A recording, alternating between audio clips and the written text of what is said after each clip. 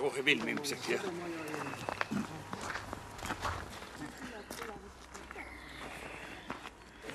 tere. Ja kaameramehele ka kohe tere. Kuule, sa tuled nii ära ja te ütlegi kuhu läheb.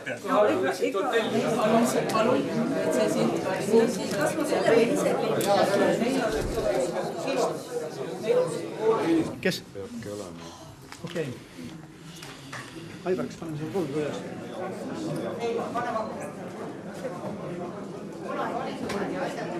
No nii, tere hommikust, austatud president, liidu liikmed ja kaaslased ja mesilaste ja mesilike sõbrad. Tere tulemast Nelijärvele ilusal kenal kevadpäeval. Alustame peale, sest et see kevadpäeval väga hulkust pole, meil on selge päevaplaan ees, mille pigem täita ja vähem kalendrist kinni pidades ja päevaplaanist kinni pidades. Nii et kalendrikevad on käes. Teie mesilastele, ma loodan, et teil on palju hästi läinud. Teile endile kevad on südames ja kellel siis ei oleks. Ja on tõmme ehk ka mesilaste juurde minna vaatama, mis seal täna toimub. Aga seda enam on hea meil näha, et te olete leidnud täna hoopis aega tulla siia Eesti Mesinike Liidu üldkoosolekule. Arutama neid asju, mis teie kõigi jaoks läbi liidu ja liidu jaoks on olulised. Mesilised loomulikult on meie suur armastuse kirg ja vahel meie kallid kaasad ütlevad, on nii, lähete nagu arvukese juurde jälle või. See selleks, aga teistpidi, ega sellest on ka ju suurt rõõmu ja meelerahu meie hingele. Ja või nagu öeldakse Karl Robert Jakobsoni vanade sõnadega, et mesilaste aed on mesiniku jaoks lustituba ja kõrvalise kasu saamise allikas ka. On see kasu mis tahes viisi siis mesi või meelerahu või mis kolmandat neljandat veel. Täna on mul hea meel, et te leidsid aega siia tulla selleks, et arutada Eesti Mesinike Liidu tänast päeva ja homset päeva eelkõige. Tänase päeva seisust loomulikult peate andma hinnang, mis on teinud juhatus, väikse kokkuvõtte sellest, kuidas on liidu seni läinud ja loomulikult tähtsam veel vaadata, mis peaks edaspidi minema ja paremini olema tehtud. Ikka meie kõigi huvides, sest et Mesinike Liit, kes see on? See oleme meie kõik. Me võime seda vahele tõmmata võrdusmärgi. Meie kõik üheskoos oleme liit, meie anname liidule sisu ja tegelikult on liit ka meie nägu. Aga mis on liidu tegu? Kas see liidu tegu on ka tegelikult meie endi tegu suurelt jaolt? Täna me ootame eelkõige seda, et liit midagi meie endi, mesinike ja mesilaste kasuks suudaks anda meid esindada, kaitsta, toetada, mida kõike ja ühendada meie jõud, mis on peamine tegelikult. Sest üheskoos oleme tugevamad kui ühe kaupa. Peame tegutsema siis koostöös ja ühisrindes ja juhime ennast ise kõik üheskoos, sest et nagu meil põhikirg ütleb, liidu kõrgeim võimuorgan on meie üldkoosolek, see tänane kogu, keda me siin kõik koos ju moodustame. Aga kui me täna siit laiali läheme, siis me usaldame meie liidu juhtimise ühele meie poolt valitud organile, see on uus juhatus. Me ootame, et see uus juhatus meie juhiseid jälgiks, et ta just nimelt sedamoodi liitu juhiks, nagu meie seda tahaksime. Sellepärast täna on uue juhatuse valik, me peame valima ta hästi ja targasti, nõndamoodi, et me teda usaldame ja ta meie eesmärke parimal viisil hakkab täitma. No tehkem siis täna parim ja tark valik, ikka oma südame parimas usus ja teadmises, nii palju kui meil teadmist on. Valigem nii, et valitud uus juhatus viiks meie Eesti Mesinike Liitu edasi, edendaks juba meie poolt antud juhiste kohaselt täna siin ja edaspidi. Ja uskugem ja lootkem, et uus juhatus töötab üksmeeles, mis on väga tähtis ja parimal viisil, et meie kõigi huve, eesmärke ja ka meie õigus esindada ja kaitsta, kui peaks vaja olema. Nii et head ja tarka valikut täna meile kõigile. Aga selleks, et üldkoosolekuga peale hakata, tuleb valida koosoleku juhataja. Ja me oleme omakeski siin arutanud ennem, et teeme ettepaneku, et koosolekut juhataks Ülo Lipa. Tervist, aitäh, et usaldasite koosolekut juhatama. Kas on ettepanekuid, kes võiks meil juhatuse või seda üldkoosolekut protokollida? Keegi rääkis Mariannest midagi. Marianne, kas oleksid muidugi? Kui sobib, teeme lihtmeetodil, et kõige vaikus pidi küll nõusolekut tähendama, kes on vastu, et Marianne Rosenfeld protokollib üldkoosolekut. Aitäh teile, ühel häälel vastu võetud, Marianne. Asu tööle. Et meil tuleks määrata juhatuse koosseisu suurus. Eelmine juhatus, nagu mäletate, oli 5-liikmeline. Põhikirja järgi liidu juhatuses miinimumarv on 5 liiget, maksimumarvu või kui suur tuleb juhatus, otsustab tänane üldkoosolek. Koosolekul on siis praegu 69 inimest saalis pluss 52 volitust. Nii tutvume siis kandidaatidega. Kandidaadid on hästi täpselt samas järjekorras, nagu te juba nägite mesinikus, nägite kodulehel. Nii, Aleksanderile, kas tahate küsimusi esitada? Ja Aleksander, teie ees. Kui küsimusi ei ole, siis lähme edasi, sest Ülo Lipa, teie tänase koosoleku juhataja, olete kindlasti teksti lugenud, Ülot teate, alias Metsamesinik. Nii, Priit Nõgisto on meil nii-öelda siis uustulnuk kandideerima Tallinna tasulises kui Rakvere mesinikuprogrammi raames. Lähme edasi, Aado Ohert. Aadot teie vanemad olid, kindlasti teate aegade alguses peale. Ja kas Aadol on küsimusi? Siiri on ka meil nii-öelda uustulnuk, meil liidu ridadesse ka, vesitlusse ka, õpib praegu Olustveres ja Everait.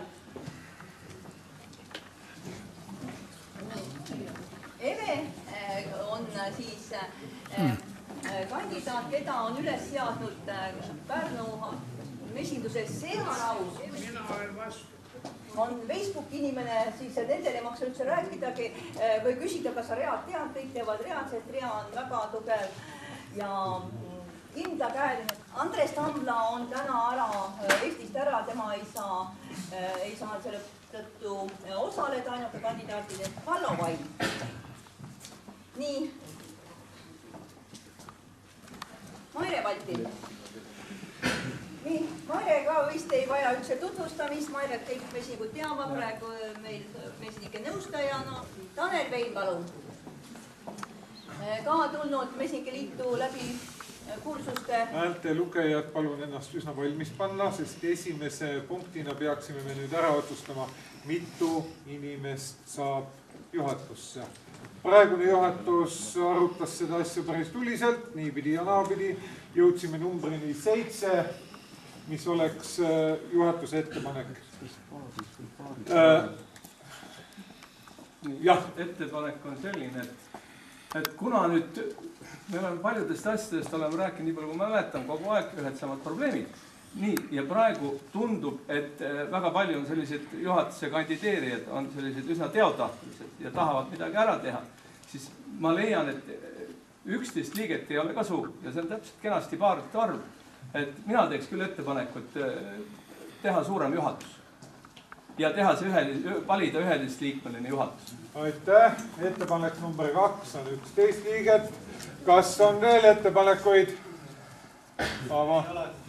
Paneks 9 ka see sisse. Ma paningi praegu sellepärast, mina olen volitusega ja mul on õigus ettepanek teha. Kui on 11 liiget, siis võib olla kedagi valida. Et uude juhatusse saaks valitud 7 inimest. Palun käega märku anda. 1, 2. Kas sul on 2 häält? Tõstke korralikult käed kõrgele.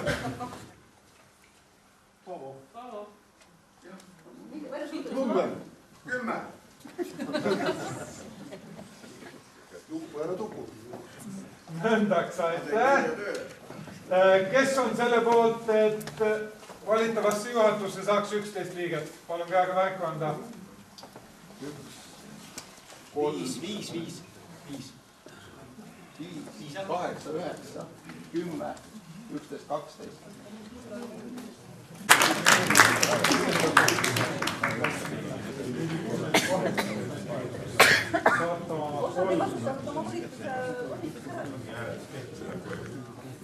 Uueks juhatuse suuruseks on seega 11 inimest. Eelpool loetletud nimekiri, 11 inimest, kelle kõik said siin tutvustatud. saaks valitud juhatusse. Palun häältelugejad, nimekirja vastu hääletamine ja toonitan veel, et kellelgi ei läheks midagi sassi. 2. Jaa, 2 on... Nii on. Lähme siis PowerPointide peale. Nii, kõigepealt siis vana juhatus, aga revidendid on siis meil Erki, kes on ka täna kohal. Et juba teate, mina olen siis teie eest 2. aprillist 2012. Tulin puhta lehena. Nüüd vaataks seda, ma olen siin ees, ülevaadet siis EML-i liikmete liikuvuses, miks ma panin just need viimased aastad, et noh, et siis mul ongi see ülevaade olemas. Seetõttu mesilaste kaitse ja selle läbi ka keskkonnakaitse on loomulikult üks meie tegevuse eesmärke ja ka valukohti samal ajal. Ja me oleme seadnud eesmärgiks olla tubli, tugev ja juhtiv organisatsioon, nii nagu algusest peale meil on sündinud. Põllumeestele antakse tungiv soovitus jälgida PRIA mesilate kaarti ja kui nende põldude piirkonnas, mida nad töötlema kavast hakata on mesilaid, siis ollakse äärmiselt ettevaatlikud või võtta kontakti mesinikega. Mesindusprogramm omal kombel Euroopa Liidus on ammugi leitud, et mesindus vajaks täiendavat toetust nii seadusandlikult kui ka rahaliselt, eks. Ja aastast 1998 minu meelest vist alustati selle programmiga Euroopa Liidus ja kui Eesti liitus Euroopa Liiduga 2004, siis meie ka otse kohe saime Eesti riikliku mesindusprogrammi koostada.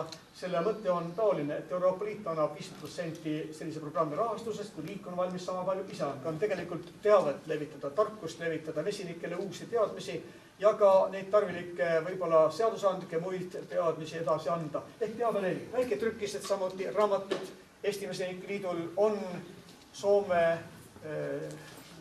tegeliku mesinduse teine osa trükiks ette valmistamisel sellel aastal suveks, suvel loodetavasti ilmub ka 3. augustil.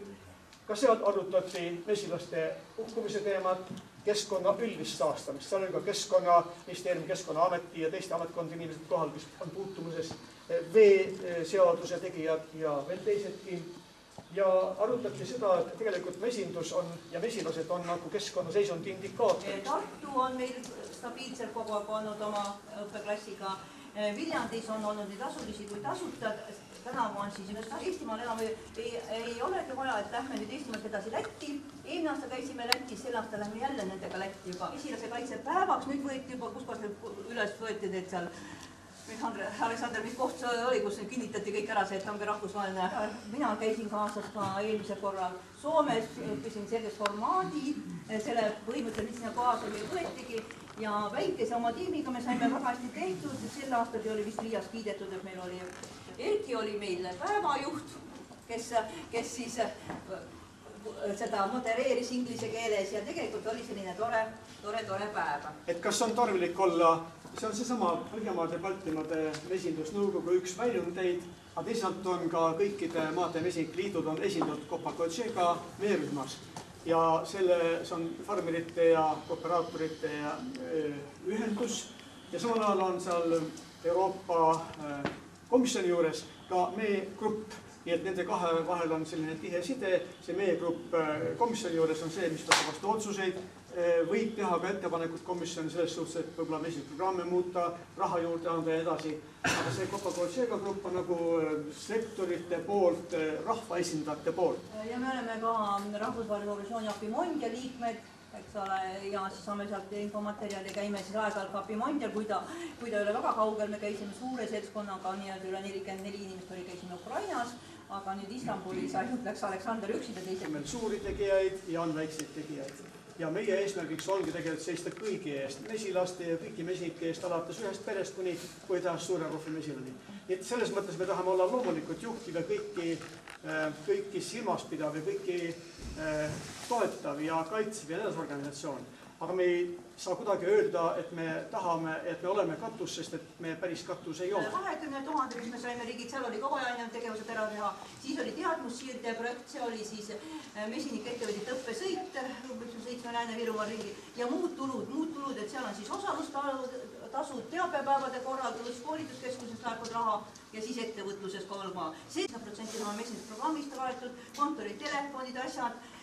turuarendusprojektis oli 20% ka omaosalus pidime panema, et miks me siis jäime miinusesse.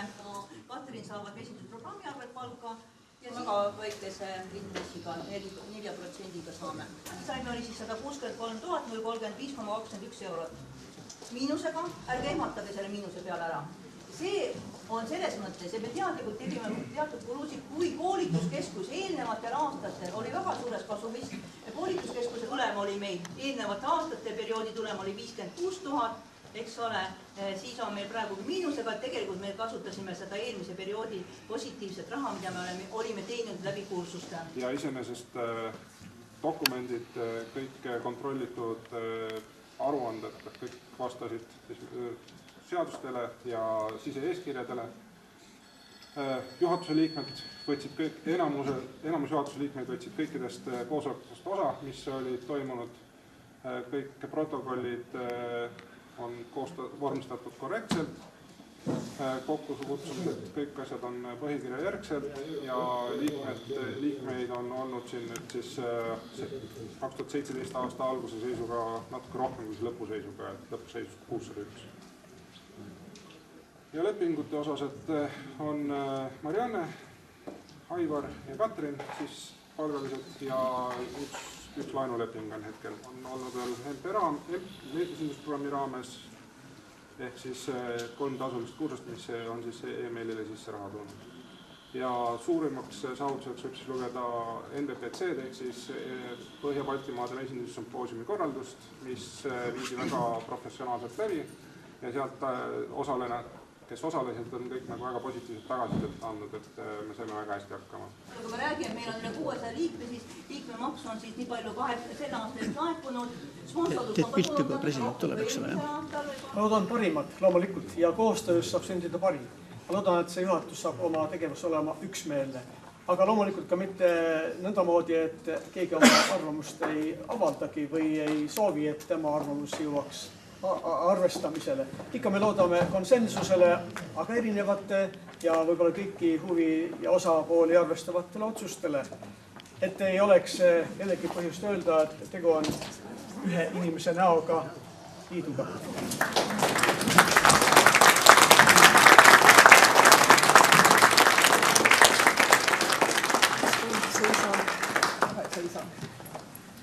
Tere, teeb keegi ka mõne sissejuhatuse? Paistab, et ei taha teha. Rõõm näha. Tervitan Eesti tervitan kõiki Eesti mesilasi loomulikult ja ka Eesti mesilaste pidajaid, sest siin seistes ma muidugi täidan ühte oma vana lubadust, et kui me hakkasime arutama, et Kadriorgu võiks võtta mõned pered, siis ma lubasin, et ma siis tulen ja kohtun ka nende inimestega, kes tõepoolest oskavad mesilasi pidada. Mesilaste pidamisest ma muidugi teile rääkida ju ei oska, sellepärast et teie kõik olete selles minust määratud targemad. Ja kuigi meedia muidugi juba, kui kellelgi on mesilane tagaaias, siis teda kutsutakse kohe mesinikuks, aga ise ma ennast selleks kindlasti ei pea. Sest nende 3 taru eest, mis meil on, nende eest aitavad mu siiski hoolitseda teie väga head kolleegid. Küll aga olen ma pidanud huvitaval kombel selle aasta jooksul, mis meil Kadriorus on mesilased olnud, väga palju selgitama seda, et miks me seda tegime. Et loomulikult, kui poliitikul on kass või koer või midagi muud nunnud kuskil, siis kahtlustatakse teda kohe populismis. Aga mesilastega on see asi, et ega nendega koos ennast pildi peale sättida on kaunis keeruline pikemaks ajaks, kui seda teha üritada, siis võib üsna valusalt lõppeda, nii et isegi kui seda siis saab populaarsust koguda, siis odav see populaarsust kohe kindlasti ei ole. Ma seda tean ka, sest et kui me otsustasime, et peame Kadrioru aias väikese arutelu mesilastest ja üldse putukatest ökosüsteemis, linna ökosüsteemis ja maal, siis muidugi enne sellele vee võtmine meie tarudest ja muidugi tuli seda teha siis kõikide telekaamerate ja muu saatel ja kuigi meil olid need kaitsevõrgud, siis teadupärast kaitsevõrg tallalla ei ulatu, nii et mesilane saab ikka püksis äärest sisse, siis ta sinna ka läks. Nii et populaarsust võib-olla tuli, aga odav see ei olnud, valus oli ka. Aga jah, millegipärast päris palju küsitakse, et milleks teil seda vaja on, et teil on seal mesilased.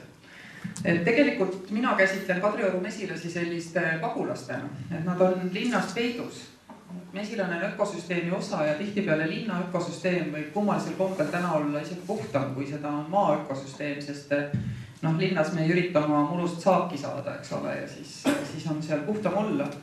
Ja nii ka proovid on näidanud, et see vesi, mis Kadriorus mesilast koguvad, et see on hea kvaliteediga ja puhas, nii et meie mesilased lihtsalt on varjupaigas. Ja loomulikult ei ole see põhiväärtus mitte see, et on oma saiast kasvanud purk mett, mille saab mõnele kolleegile kinkida, kuigi Kadrioru mesilaste messi on jõudnud päris paljude riigipeadeni ja jõuab kindlasti ka edaspidi. Vaid mõte on ikkagi see, et inimestele tõepoolest kogu aeg meenutada seda, et mesilastel on raske. Me peame mõtlema selle peale, et nad jääksid elama ja ka selle peale, et ega siis ju mesilaste kadumine ei saa tähendada midagi muud, kui et meil kõigil on vesi ahjus. Ma tean, et teie töö mesilasi pidada ei ole üldsegi kerge just nimelt sellepärast, et keskkond on üsna saastunud ja tasakaalust väljas. Ja teiselt poolt on ka mesinikel esitatavad nõuded selleks, et te saaksite oma toodangut müüa ju oluliselt muutunud, et ei piisa enam sellest, et sa saad lihtsalt oma mesilastega hästi läbi ja siis ka nende inimestega, kellele sa oma mett müüd, et kõik võimalikud sanitaarnõuded ja kõik muu vajalik. Nii et see kindlasti ei ole lihtne töö. Mesinikuks olemine ei hakka ikkagi kunagi olema ühelgi juhul niisugune elukutse, nagu seda on iga teine elukutse, sellepärast, et seda saab ikkagi teha ainult kirega ja teil kõigil seda jätkub. Vaatamata sellest, et mingisugused osad sellest tegevusest on korralikult ära normeeritud. Ja ma väga loodan, et mesilased Kadriorus õpetavad inimestele muuhulgas ka näiteks seda, et tegelikult ei pea olema, see ei ole mitte Eesti kaunima küla alus, et me võtame suure muruniiduki ja niidame kõik ära 1 millimeetri peale. Tegelikult võib olla oluliselt kirevam see pilt ja kirjum see pilt, et ei ole vaja nii palju sekkuda sellesse, mida loodus meile pakub ja et loodus võib olla ilusam siis, kui teda on vähem tegelikult puudutatud. Sest Eestis on millegipärast väga levinud selline hästi kultuurseks hooldatud murumaastik ka maakohtades. Mujal me seda tegelikult tihti ei näe, et nii tore on lillemuru sisse sõidetud 1 muruniiduki laiune rada ja siis kõik see muu elu saab seal kõrval edasi käia. Nii et iga kord, kui keegi mesilastest rääkima tuleb, nende kohta küsima tuleb, siis Kadrioru mesilased neile kõigest sellest ka jutustavad. Ma loodan, et niimoodi saavad ka noored inimesed targemaks, keda meil väga palju käib. Sest see, et Kadrioru aias on mesilased, see on loomulikult nüüd, kui kooliklassid tulevad Kadrioru ekskursioonile, siis on see selline arutelu teema ja objekt. Ei ole enam ainult selle maja ajalugu, mis muidugi on ka väga ilus lugu noortele rääkida. Ja me mõtleme, et võib-olla saame me tänavu mõned talud juurdegi võtta. Üks väike mõte on, et tooks nad ka aia sügavusest, kuhu igaüks ligi ei pääse välja, et võib-olla saaks näidata inimestele, mis talus toimub. Ja mõne talu võiks võib-olla panna ka sinna maja ettepoole, kus inimesed tõesti saavad meie mesilastega ka suhelda. Ma loodan, et see plaan meil õnnestub, et peab muidugi hoolega läbi rääkima vahipataljoniga, sest et ma natuke kujutan seda endale ette küll, kuidas meil on suursaadikute volikirjade üleandmine ja siis on üles rivistatud ja nagu ikka üks rühm mereväe vormis, üks õhuväe ja üks jalaväe vormis ja siis seal taga on üks rühm mesilaste vormis ja mis sellest kõigest siis saama hakkab, aga otsin neid tehnoloogilisi lahendusi. Ja ma olen ka kuulnud, et kuigi meie mesilased on hästi sõbralikud, et nad üldiselt ei peaks üldse nõelama, vaid laskuvad sinu õlale ja lahkuvad pigem sõbralikult, et siis aeg-ajalt võib juhtuda, et mõni pere läheb ikkagi kurjaks, et ma loodan, et meie mesilased Kadriorus kunagi kurjaks ei lähe ja et teie omad ka seda ei tee. Ja ma tean, et ainult tootmisest ei piisa, et aeg-ajalt tuleb lihtsalt vahetada mesilasema, et siis on kindel, et see malbete mesilaste tõud püsib.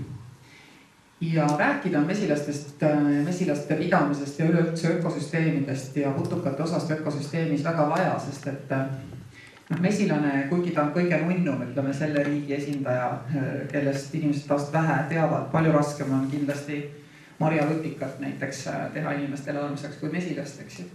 aga siiski kõik selline pisike maailm, noh ta ei ole panda, ta ei ole koala, ta ei ole selline vahva, mida nagu kaitsta. Kuigi minu suureks imestuseks on eestlased võimelised tassima ühest Eesti otsast teisega käpsenäpi poegi lootuses need üles kasvatada, aga sellegi poolest ma arvan, et valdaval enamusele inimestest ei lähe korda see pisike elu ja meie asi, ka minu asi on neile meenutada, et see pisike elu on see, millest algab suurem elu ja kui seal on midagi valesti, siis võibki olla päris palju asju valesti. Nii et soovin teile edu ja muidugi me võime ju natuke ka omavahel siin mõtteid vahetada, nii et teie küsite ja mina vastan, aga ärge mesilaste pidamisest liiga palju küsige, ma tõesti sellest väga palju ei tea, et see on meil valdavalt ikkagi professionaalide käes, kuigi nende käe all me nüüd ikkagi oskame selle need käied lahti teha ja siis sinna murri panna ja seda tööd ka teha, et see oli päris põnev õppimine ka minu jaoks, ma ei ole seda varem teinud. Nii, tänan kuulamast ja meelega räägin. Vastan ka küsimustele, kui teil neid on. Nii, palun, kellel on küsimusi? Ja küsimused esitame ilusti, andke käega märku, kes soovib esitada. Rea Alonso valmis. Rea Raus, palun. Tere, Rea Raus on minu nimi, värskelt siin juhatuse liikmeks valitud. Ja väga hea oli teie jutust kuulata ühte sellist seost, teie jaoks ka on mesilased ja inimene väga tähtsalt ja otseselt seoses. Et kui me räägime tervisest ja keskkonna tervisest laiemalt, et nüüd hiljuti tuli veel kord jutuks ka Saksa ja Prantsuse teadlaste hoiatav sõnum meie lindude kadumisest juba, mis on otseses seoses ka putukate kadumisega, keskkonna mürkide kasutamisega, nagu me väga otse siin oma tahtsega väljendame, põllumajanduses üha rohkem ka Eestis erinevaid pestitsiide. Võib loota, et see teema, et kuidas meie keskkond ja meie loodus ja meie inimese tervis Eestis tulevikus kujunema hakkab, on ka teie südamesi. No selles mõttes kindlasti on, et ma suudan nendes diskussioonides enam-vähem mõistlikult kaasa rääkida, tingituna ka hariduslikust taustast, nii et ma jah ei räägi Eestist ainult kui keelest ja kultuurist, vaid tihtipeale ka ikkagi kui looduskeskkonnast. Et ilmne on, et ütleme 21. sajandi inimene ja loodus on igal juhul kompromiss, et sellest tuleb ka niimoodi aru saada, et me peame tegema oma parima. Kas on võimalik teha tervest Eestist üks tore ökomaa, et tegelikult ju on, aga ilmselgelt tähendab see ka ütleme aktsepteerimist, et me majandused võivad on nagu väiksem, eks ole, mis võib olla täiesti mõistlik valik, kui me selle ise nagu kõik teeme teadlikult ühest koos.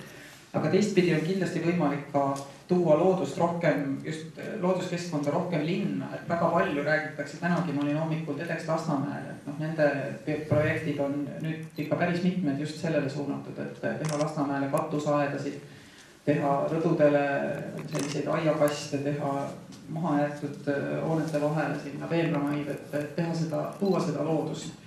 Ja ma arvan, et ka linnamesinikud ja nende aktiivsus Tallinnas kindlasti sellele kaasa aitab, et väga paljud inimesed tegelikult Tallinnas otsivad seda võimalust kasutada see tühi maalak või siis lihtsalt see tühi rõdupind ära selleks, et tuua loodust linna.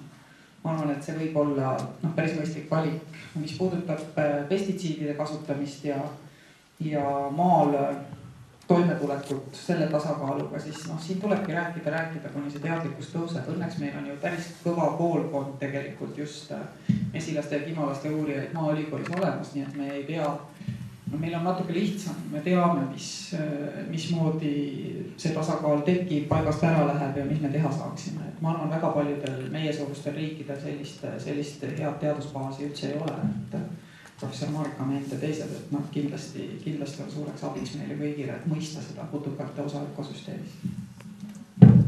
Aleksander Kilk. Aleksander Kilk, mina. Suur tänu väga ilus ettekanne teie tänases etteastes ja samuti varasemates etteastetes on teil rohkesti tähelepanu pööratud keskkonnale ja mesilastele ja putukatele. Ma küsiksin nõndamoodi, need inimesed, kes seda tajuvad, seda probleemi, võib-olla seda tähtsust, mida on keskkonnaindikaator ja edasi, eks ole.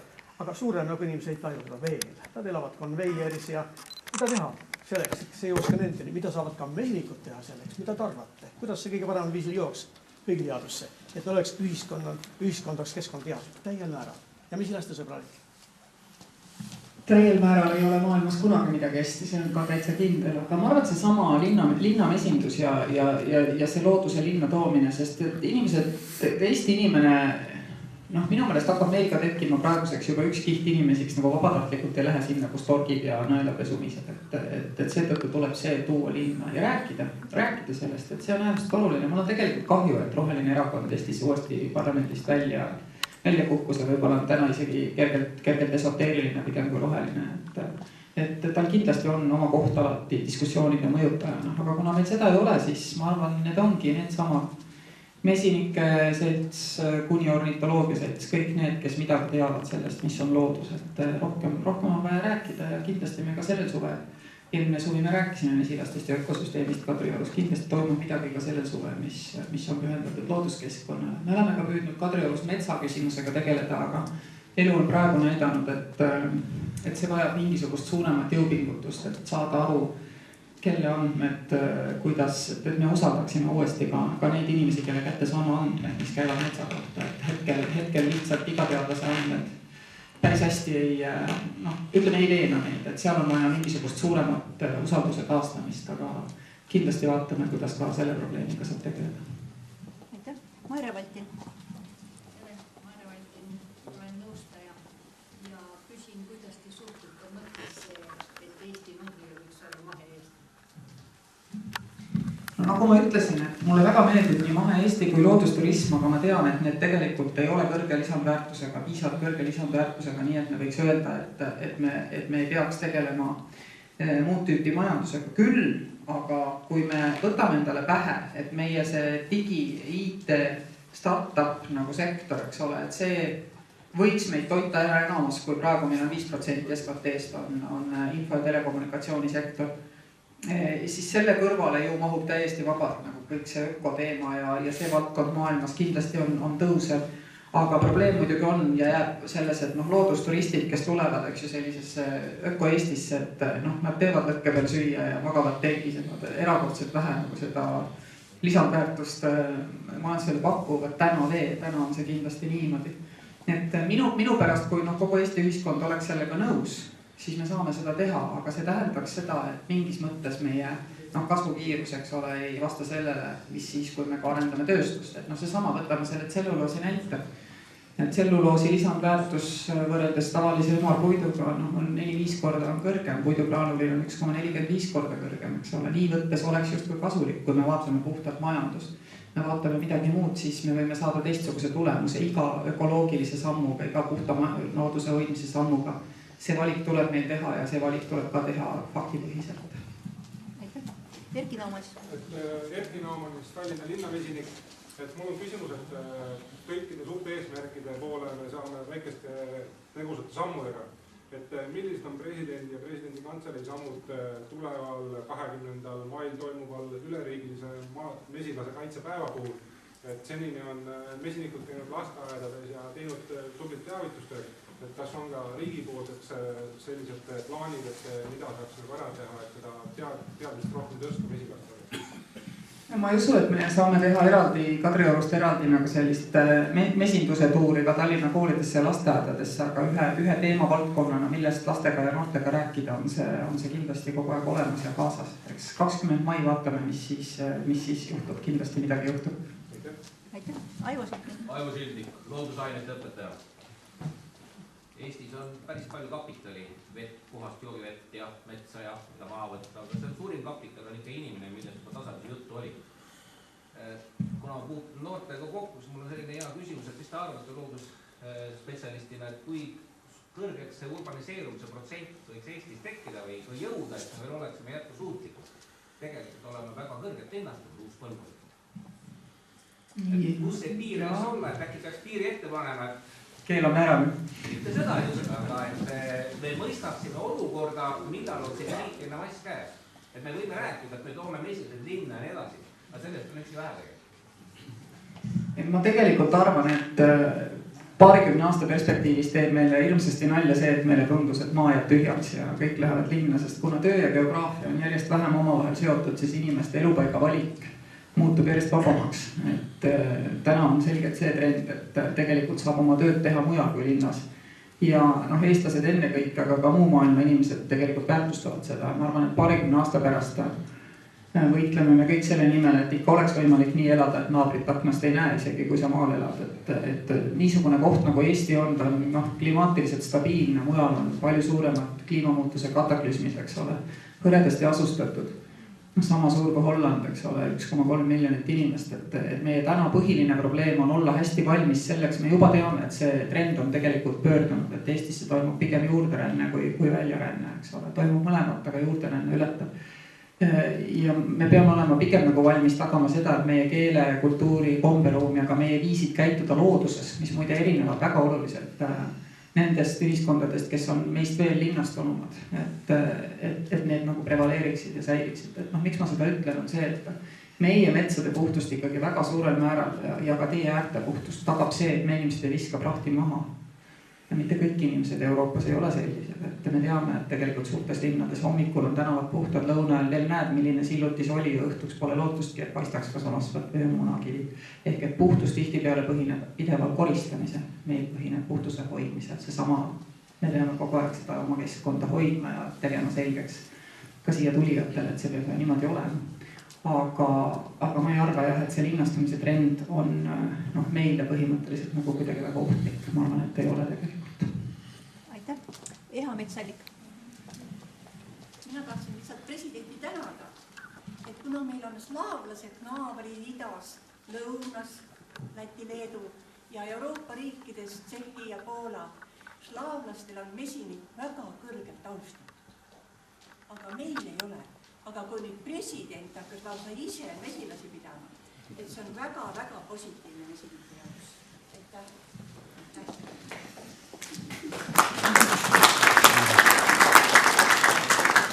Aado Vahel. Aado Vahel, Loomaalast ja Mesinik. Mul on väga hea meel, proua president, et pöörate väga palju tähelepanu loodushoiule, ka mesilastele ja edasi, aga üheks suureks probleemiks meil Eesti riigis on see, et meie ametnikud ei oma teadmisi, eriti suuri teadmisi, kes otsustavad loodushoiust, kes otsustavad mürkide kasutamisest. Ja eile õhtul näiteks ma olin ühel nõupidamisel, kus oli 2 Europarlamendi saadikut ja ka mõningad Eesti Riigikogu saadikud ja siis tuli ka minu küsimuse peale jutuks nendest taimekaitsevahendite kasutamisest, siis nad ei teadnud rohkem kui glüfosaat. Olgugi, et neid taimekaitsevahendeid on 400, ei teata, mis jääb pärast järgi nendest taimekaitsevahenditest mulda, kuidas nad omavahel reageerivad ja nii edasi. Et ma arvan, et see on väga hea eeskuju, mida te olete näidanud loodushoiu koha peal, aga kuidas edasi minna, et ka need ametnikud, kes asju otsustavad, et nad mõistaksid ja saaksid aru.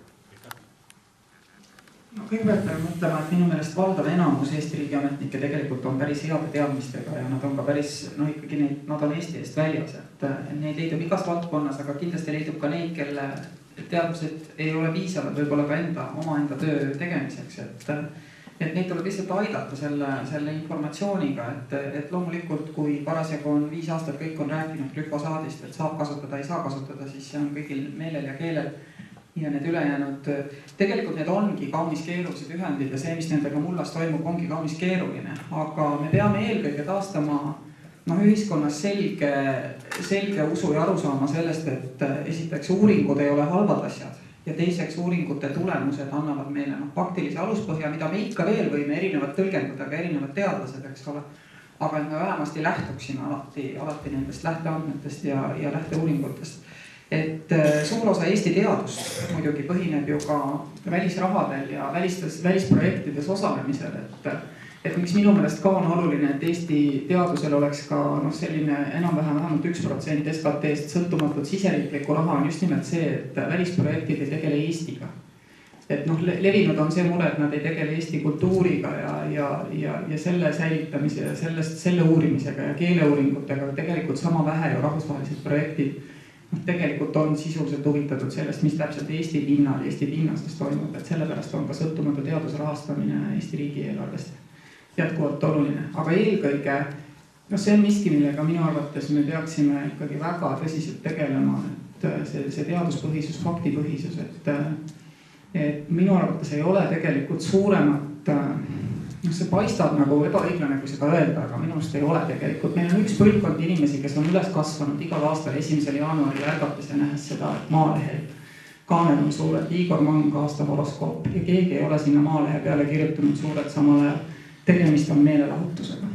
Et kuhugi kuskilt on tekkinud selline olukord, et ka meil on väga palju Lapikumaa sõpru, nagu kõikjal ümber kogu maakera, mis minu arust on iseenesest lausena üks paremaid nalju, Lapikumaa sõbrad ümber kogu maakera. Et me peame sellega võitlema, muidu me ei saa. Ametnikud, ma loodan, et neil on võimalik seda näidata, et kusagil on need teadmised, sest tegelikult ega nemad küll kindlasti tahaksid otsustada faktipõhiselt, aga selleks on vaja, et me uuriksime. Kas on veel küsimus? Aivo Sildik uuesti. Ainult üks repliik korraks vahele. Lugupeetud härra Mang on füüsilise eriharidusega. Jah, ma tean seda, aga sellegi poolest ma arvan, et see kahju, mida selle horoskoobi iga-aastane publitseerimine Eesti rahvale on teinud, on suurem kui see finantsiline kasu, mida see kontsern on sellest veiganud. Jaanus Tõnisson, palun. Jaanus Tõnisson on nii, et kõik, kes me siin oleme, et oleme ikkagi määral väiketalupidajad, et aasta-aastat see väiketalunike hulk küll väheneb, et see ei ole, see teeb murelikuks, et kas seda on võimalik natuke muuta või et väiketalunikel oleks võimalus suurte kõrval konkureerida. Valikukoht, mis puudutab näiteks piimakasvatust, eks ole, siis on valik ongi selline, et kas toetame ka konsolideeritud farme, suuri farme, konkureerime edukalt teiste riikidega või siis toetame väikeseid farme ja riskime sellega, et me jääme konkurentsis alla teistele. Sest täna küll Euroopa Liidus põllumajandustoetused, eks ole, on, aga piimakvoote näiteks enam ei ole. Ma arvan, et üsna peavad ka meie piimatootjad toime tulema, ütleme Uus-Meremaa ja sealse kandi piimahindadega, nii nagu see oli siis, kui me veel ei olnud Euroopa Liidus, meil ei olnud Euroopa põllumajandustoetusi.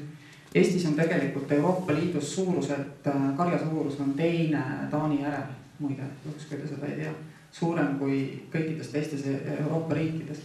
Ja see tegelikult teeb selle tootmise efektiivseks. Nüüd on küsimus, et loomulikult mesilaste pidamine ja kõiksugused muud väiksema mahuga tootmised, et nendel on kindlasti oma koht ja nendel on mõistlik rakendada teistsuguseid toetusskeeme, aga osa sektorid on selliseid, kus minu meelest konsolideerituna oleme me rahvusvaheliselt konkurentsivõimelised. Meie üks levinumaid on piimatootmine, selles on selgelt mõistlik, et me oleme konsolideerituna. Aga see jätab ju tohutult ruumi ürditaludele, mesilaste pidamisele ja kõigele muule, mis ei pruugi kahtlemata olla ülearu kõrge lisandväärtusega, sellepärast et inimeste tahe maksta nende toodete eest ei pruugi olla selline, mis teid rahuldab. Aga ma arvan, et ta on ka üha suurem.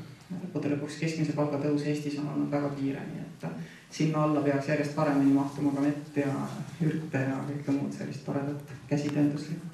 Aga need mahusektorid, mis puudutab nagu piima, vilja, siis need on see mahuäri ja seal on kaks valikut. Kas sa toetad oma riigi konkurentsivõimet selle sektori tervikuna või sa toetad siis põhiliselt väikesi tootjaid, mis juhul sa arvestadki sellega, et sa rahvusvahelises konkurentsis jäänud ka on. Aitäh, Mart Kullamaa nüüd. Aitäh, Mart Kullamaa. Selline küsimus, et kuidas peaks üks noor riik siis leidma ühiskondlikus kokkuleppes kompromissis teaduspõhisuse ja siis väärtuspõhisus vahel. Et me nagu ühest küljest majanduslik aspekt on muidugi oluline, ma nõustun sellega. Teaduslik ehitusinterneti ma nõustun absoluutselt sellega, et teaduspõhisus nagu ja faktipõhisus on kõige alus. Aga samas, kus see teadus tuleb meile, eks te mainisite teatud ebakõlasid metsadebatis teaduse koha peal. Aga kus näiteks glüfosaadi debatist tuleb see teadus, näiteks Kesk-Euroopast või üle ookeani, et nendes riikides, näiteks Luksemburg või Prantsusmaa või ka Saksamaa ühiskondlik kokkulepe oli keelata glüfosaat. Et Eestis on see nagu läheb automaatselt, et me oleme teaduspõhisuse poolt, võib-olla selle teaduse, mis mujal on tehtud, samas kui seal ei võetud. Tegelikult tegemist ju ei ole teaduspõhisus, kindlasti ei vastandu väärtuspõhisusele. Minu meelest teaduspõhisus vastandub pigem sellisele faktideta lahmimisele või siis esoteerilisele nagu küljele. Et need faktiteadmised glüfosaadist on meil ja Luksemburgis ja Prantsusmaal täpselt ühesugused, eks ole. Meie lihtsalt oleme valinud ennast esindama inimesed, kelle jaoks need faktid tõlgenduvad nii, et ei ole hullu midagi. Ja nemad on valinud inimesed, kes ütlevad, et on küll nii palju hull, me oleme nõus saagikuse vähenemise või kallimate kallimate toodete kasutamisega põldudel, selleks, et mesilastel oleks parem elu, eks ole. Aga see faktid on ju all täpselt ühesugused.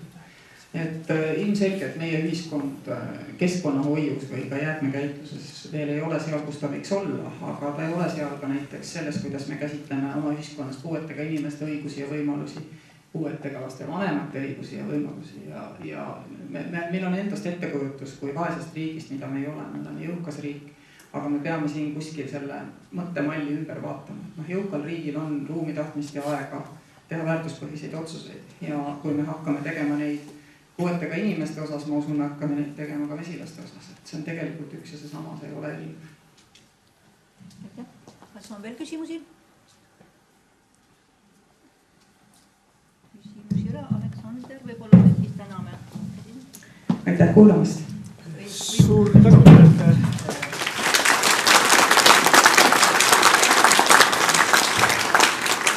rõõmustanud, et kui riigipea tunneb huvi mesilaste vastu ja mesilaste hea käekäigu vastu, siis peaks ju rahvas joonduma selle järgi. Ametnikud, nagu te ütlesite, on targad küll, aga vahel tunustavad ära.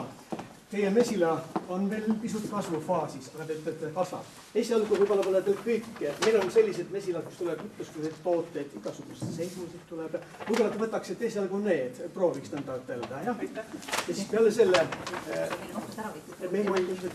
siin on olemas ka lausa ka selline kärg, tõsi küll eelmist aastast, praegu on veel natuke vähe, tuleb nätt värskelt veel pakkuda. Nii et ma ei tea, kui te olete nõus, siis me annaksime teile, kuidas öelda, testimudele Eesti mesinduse toodangut, võib-olla äkki on sellest teil abi, võib-olla oskate meile nõu anda, mida meie siis peaksime teistpidi varem tegema ja et Kadrioru mesindus ikka läheks. Tegelikult see on märk rahvale, eks ole? See on märk tõepoolest linnarahvale, aga see on ka maarahvale, et mesilased on olulised. Ja võib-olla siis rahvas enam ei mõtle seda lemmik või lendlauset, et 4 aasta pärast mesilaste kadumist me sureme. Hoiame nad ei kaoks pigem. Aitäh! Aitäh! Aitäh teile!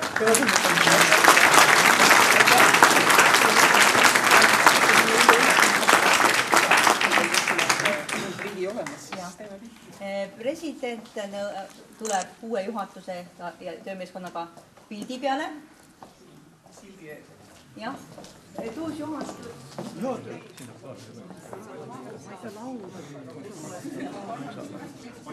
Tule, siit pane üle õle.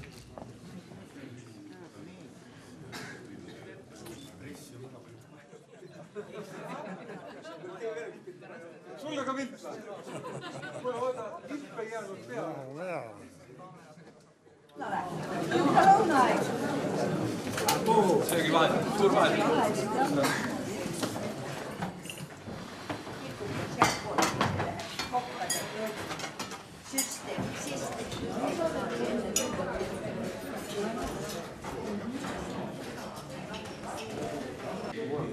Nii, tervist ka minu poolt.